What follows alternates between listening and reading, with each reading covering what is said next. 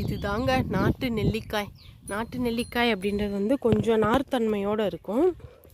இது வந்து இந்த சைஸ் தான் பெருக்கும், இதுக்கு மேலே வராது. இதுதான் பெருசேவும். இது வந்து நிறைய நார்த்தன்மை வாங்கியிருக்கும். பட் நார்மல் நெல்லிக்காயில் இருக்க சத்து எல்லாமே இதுக்கும் இருக்குது. பட் இது வந்து என்ன நிறையா பேர் வந்து வாங்கி யூஸ் பண்ண மாட்டாங்க. ஏன் அப்படின்னா வந்து இதை வந்து கட் பண்ணுறதுக்கு கொஞ்சம் சிரமப்படுவாங்க.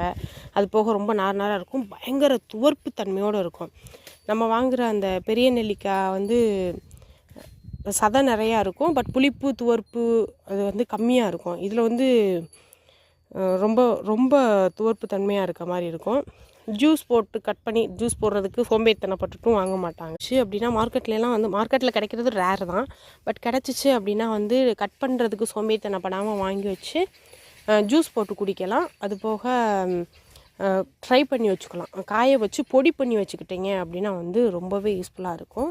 நெல்லிக்காய் நம்ம வாரத்தில் ஒரு 3 நாள் 4 நாள் எடுத்துகிட்டு வந்தோம் அப்படின்னா வந்து நம்ம ஹாஸ்பிட்டல் போகவே தேவையில்லை. ஏன்னா நம்ம உடம்புக்கு தேவையான எல்லா சத்துக்களுமே நெல்லிக்காயில் இருக்குது. நம்ம எல்லா உடம்புல உள்ள ஸ்பாட்ஸ் எல்லாத்துக்குமே வந்து ரொம்பவே யூஸ்ஃபுல்லாக இருக்கும். ட்ரை பண்ணி பாருங்கள். நாங்கள் எங்கள் மரத்துலேருந்து வர்ற நெல்லிக்காயெல்லாம் எங்களுக்கு தேவைக்கு எடுத்துகிட்டு மீதியெல்லாம் வந்து ட்ரை பண்ணி நாட்டு மருந்து கடைகளில் வந்து சேல்ஸ் பண்ணிடுவோம். ஆமாங்க, எங்களுக்கு தேவையான நெல்லிக்காயை எடுத்து நாங்கள் ஜூஸ் இதை போட்டுட்டு தேன் நெல்லிக்காய் அதெல்லாம் போட்டு வச்சுட்டு மீதி இருக்கதை வந்து நாங்கள் நாட்டு மருந்து கடைகளில் வந்து சேல்ஸ் பண்ணிடுவோம். ஏன்னா நாட்டு நெல்லிக்காய் வந்து நல்ல ரேட்டு தான். ஏன்னா வந்து நார்மலாக நம்ம விற்றோம் அப்படின்னா வந்து இது என்ன குட்டி குட்டியாக இருக்குது அப்படின்னு சொல்லிட்டு வாங்க மாட்டாங்க. இதில் வந்து ஊறுகாய் போடலாம், ஜூஸ் போட்டு குடிச்சிக்கலாம்.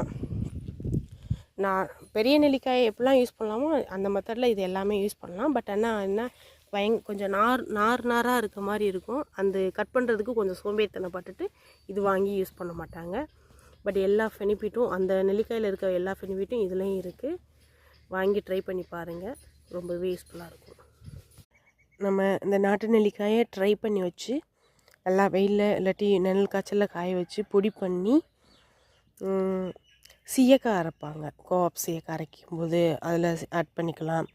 அதுக்கப்புறம் வந்து எண்ணெய் காய்ச்சுவாங்க, ஹேர் ஆயில் காய்ச்சும்போது நம்ம நெல்லிக்காயும் சேர்த்துக்கலாம். பச்சையாக போட மாட்டாங்க. அதனால் வந்து காய வச்சு பொடி பண்ணி எண்ணெய் காய்ச்சணும் அப்படின்னா நல்லாயிருக்கும் ஹேர் ஆயில்.